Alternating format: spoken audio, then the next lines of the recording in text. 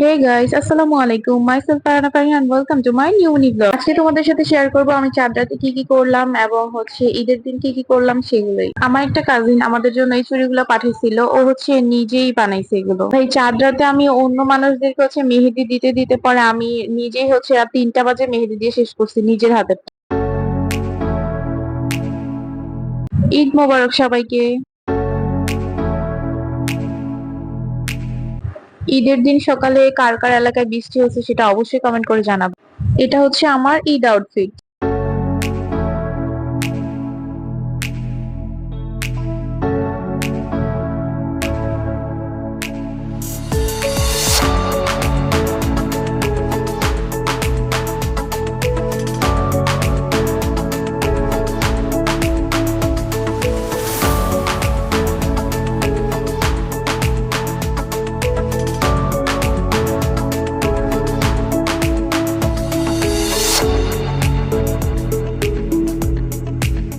এরপর রেডি হয়ে একটু বের হয়ে গিয়েছিলাম। আমার মেহেদির রং কিন্তু ঈদের পর দিন গাঢ় হয়েছিল।